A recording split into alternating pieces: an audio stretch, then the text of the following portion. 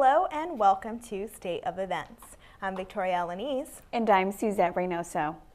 Our top story, Mayor Jean QUAN is ready to change Oakland for the better. She wants a more diverse and enriched city. Her latest residential plan proposes bringing in thousands of new residents. Talia Smelian has the details. Mayor Jean QUAN has big plans for the city of Oakland. The second major area I want to talk to you about is building the prosperity in the city for everyone. It is no secret that Oakland is booming right now. Mayor QUAN says she wants to bring 10,000 new residents to Oakland and build them 7,500 units throughout the city. Her proposal is an extension of former Mayor Jerry Brown's 10K plan, which is credited with fueling the city's restaurant and bar boom in Oakland's uptown and downtown areas. I'm here at City Hall where Oakland Mayor Jean QUAN gave her city address. Mentioning her 10K2 residential plan, QUAN wants to revitalize the city and create affordable housing.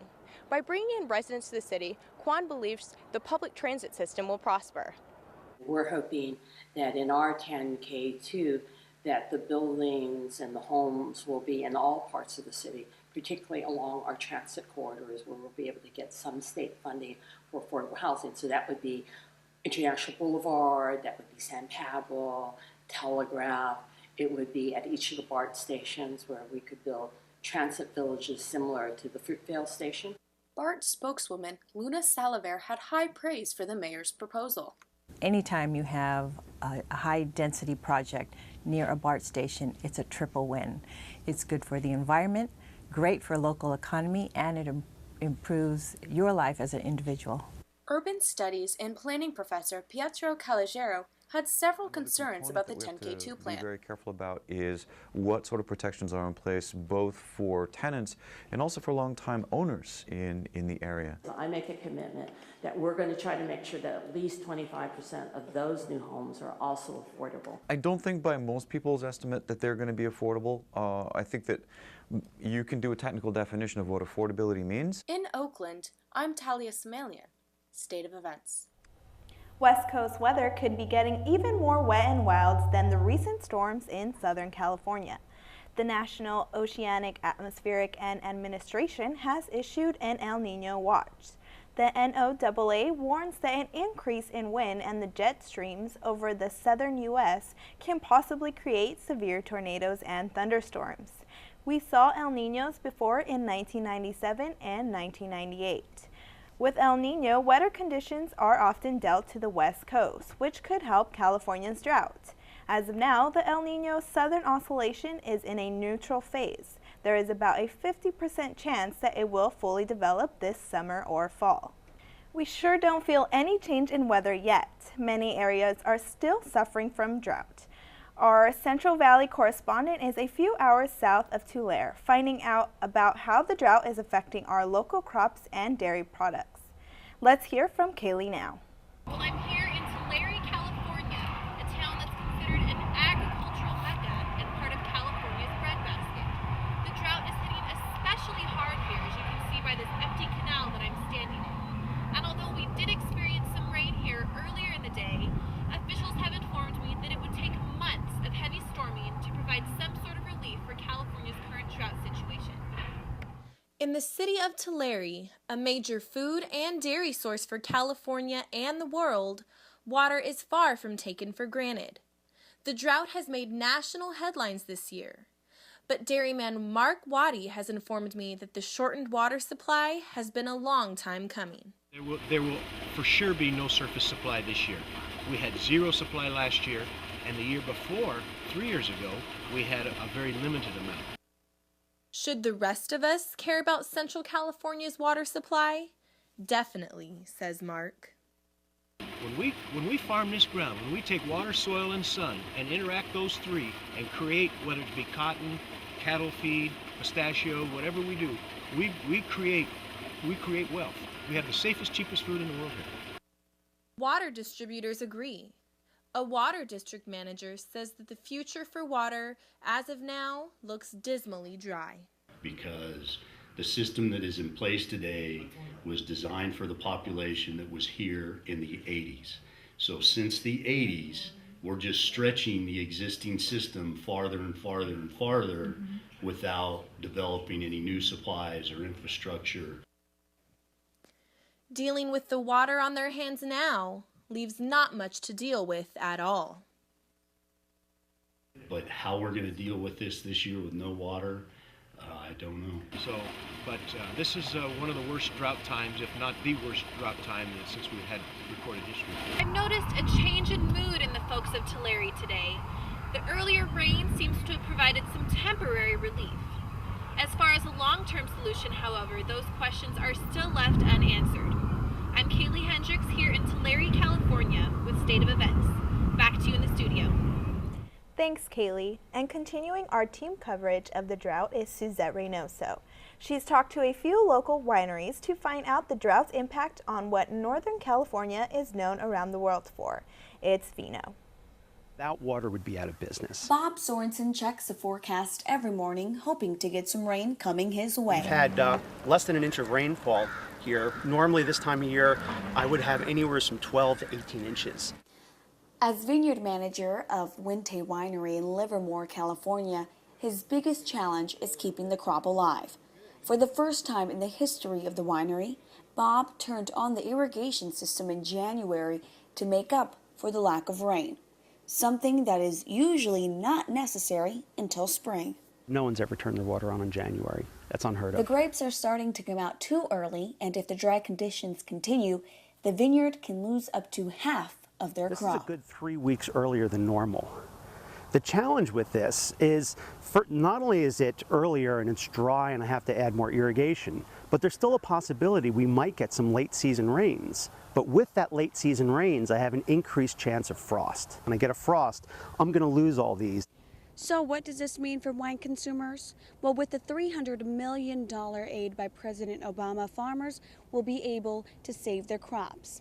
So this means consumers can still enjoy their glass of their favorite vino. In Alameda, I'm Suzette Reynoso, State of Events. And when you've had too much wine, a new restroom system in Dolores Park will make it easier to pee. San Francisco is installing a custom-made open-air urinal calling the Pee Pod. A 7-foot-tall semi-cylinder screen will surround a drown connector to the sewer system. The Park and Rec project manager says Dolores Park welcomes more than 5,000 people any given weekend, which has caused their previous restrooms to become less usable. Each pee pod runs about $15,000, which is part of the overall $14 million park restoration. And plastic water bottles could be a thing of the past. At least in San Francisco, the Board of Supervisors unanimously passed an ordinance banning the sale of water bottles 21 ounces or less would be prohibited at any indoor or outdoor event. One more vote and the measure will go to the mayor's desk to be signed into law. Pedestrian safety in San Francisco is taking a few steps forward. This year alone, 5 pedestrians have been killed in San Francisco. City leaders are starting to take notice and action. A pedestrian safety plan called Walk First is being implemented by San Francisco Mayor Ed Lee. The plan called Walk First will span over 5 years to target the city's most dangerous intersections. $17 million is being committed to street construction, including better lighting and new paint jobs. But critics say $240 million is needed to fulfill the plan. Coming up on the update, missing Malaysian plane and the latest on international search and rescue efforts. And Facebook drones, what the social media giant hopes to do with solar-powered flying machines. Stay tuned.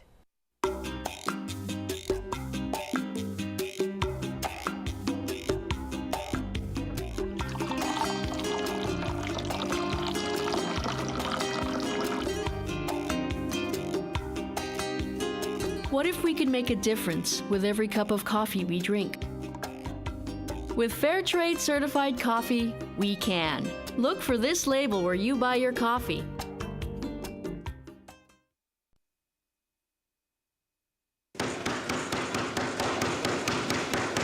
Energy costs for small businesses rose over 40% in 2001. Stop wasting your money. Let the Smart Lights program help you. Call us today at 510-981-8955 or visit our website at smartlights.org. Smart Lights. Brighten your bottom line. It may be getting tougher to get into college. The College Board says the SAT exam is more difficult. There will be more complex questions, but the essay section will now be optional. The board says the purpose is to make it more fair for people of any socioeconomic status. There's a lot of mystery and unrest around the world tonight. Nikki Pena is here to unravel the latest. Nikki? Thanks, Suzette. The search for the missing Malaysia Airlines Flight 370 continues. The Boeing 777 was heading to Beijing, China when it left from Kuala Lumpur in Malaysia on March 8th. The aircraft went off the grid somewhere between Malaysia and Vietnam, a distance equivalent to the size of the state of Pennsylvania.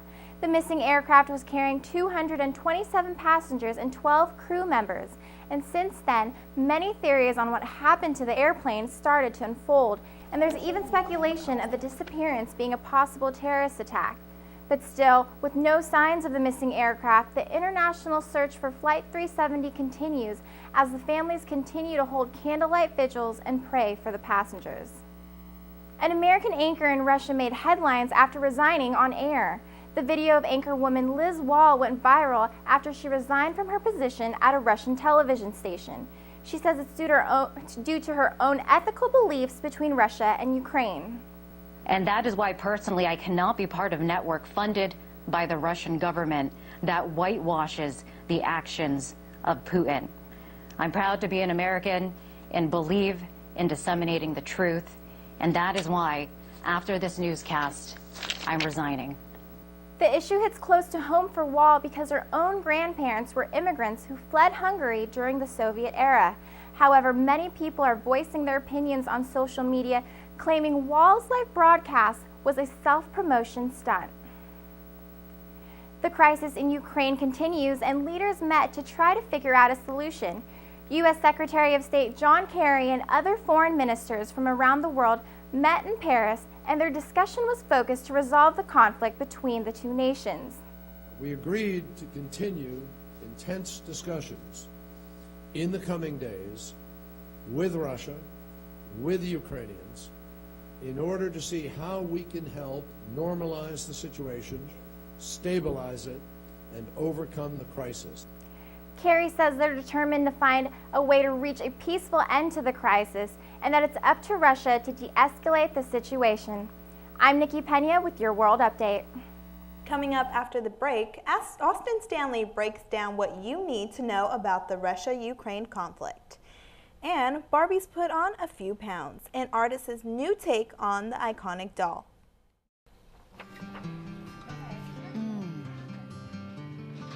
I want to talk to you about Fair Trade Certified Coffee. Fair Trade Certified Coffee guarantees that you get the highest quality gourmet coffee beans you've grown to love. But better yet, it ensures that family farmers all over the world who grow Fair Trade coffee get a fair deal for their hard work. So the next time you go to buy coffee, look for the Fair Trade label, because a little change makes a lot of sense. Look for the label wherever you buy coffee.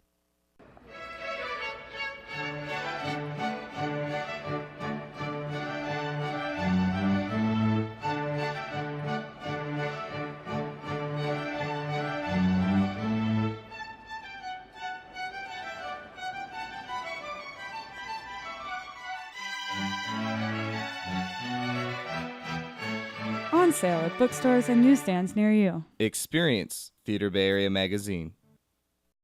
Before the break, Nikki Pena brought you up to date with what's going on in the Ukraine crisis.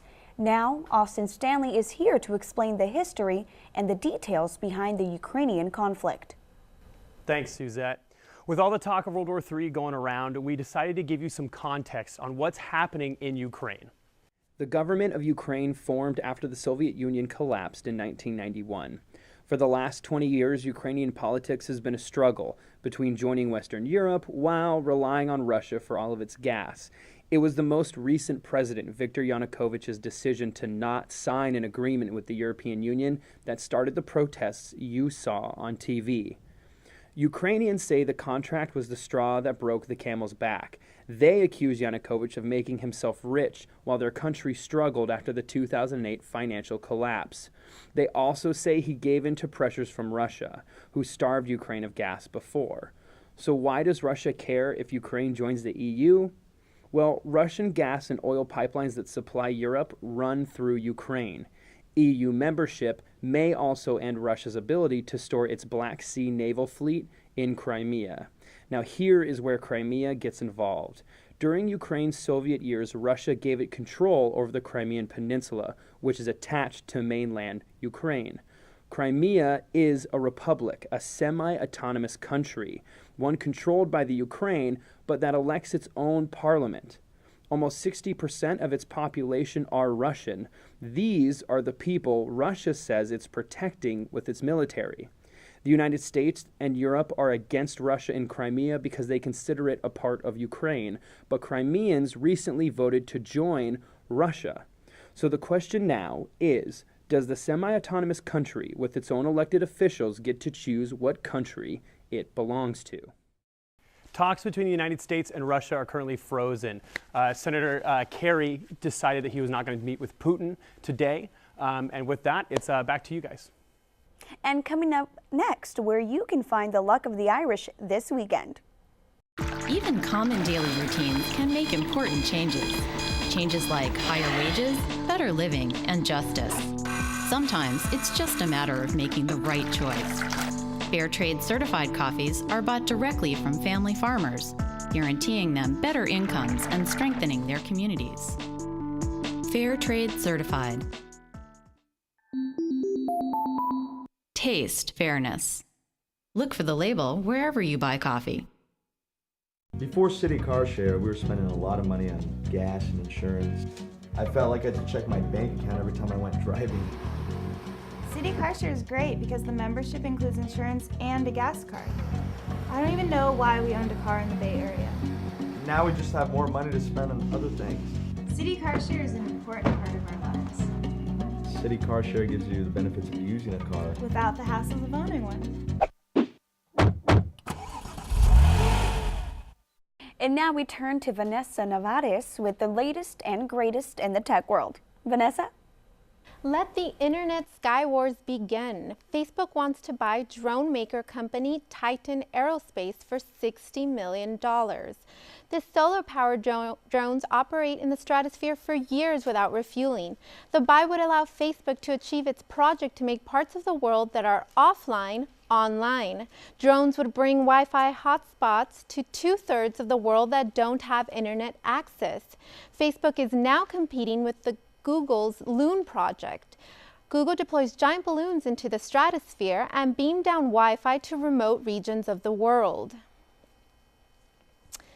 Forgot to vote in the last election or don't know what measures are on the ballot? A new app could help you to Civic Engagement mobile app that launched last November. It lets people do their civic duty more easily by voting at the touch of their phone. Founder and CEO Rod Macy made the free iOS app to motivate the apathetic voter to get more engaged. Now registered voters can keep up on politicians' voting records and stay informed of current issues. Do you dare to unplug? The National Day of Unplugging promotes people to sign a pledge to unplug for 24 hours from all electronic devices. It's held in March every year. The nonprofit organization Reboot started the Digital Sabbath. They're partnered with the Ad Council, Digital Detox, and even Google. Pure research says almost all adults have cell phones, almost half sleep next to their phone. 67% check their phone for messages, even though it's not ringing.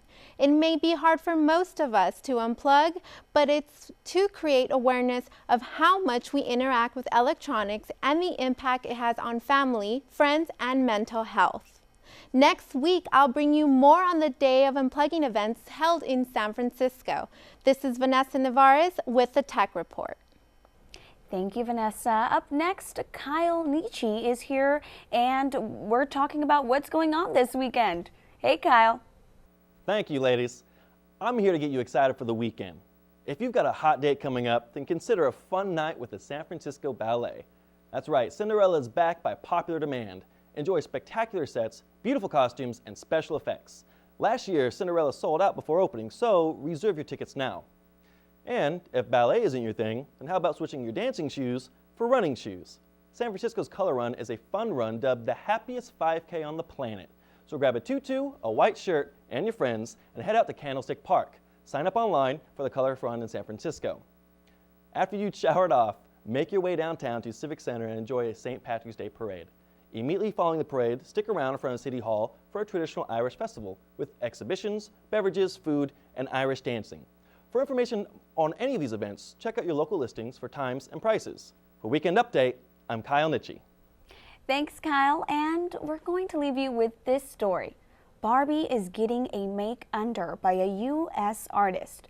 The controversy over Barbie dolls has inspired a Pittsburgh artist to create a more realistic doll. Nicolay Lamb created Lamely, a new lifelike doll with more relatable proportions than those of the original Barbie. Lamb used data from the Center for Disease Control website in order to create an average 19-year-old American woman's body type. Lamely is shorter, wider, proportioned, flat-footed, and has bendable joints and dresses in casual clothing. The new doll will hit stores in November, just in time for the holiday season. Oh, that's so great. I can't wait to buy my niece one of those. I wish they had those when we were growing up. I know. Wow, that's great. Well, thank you so much for watching State of Events. I'm Suzette Reynoso. Make sure to check us out on Facebook, Twitter, and Instagram. We'll see you soon. Bye-bye.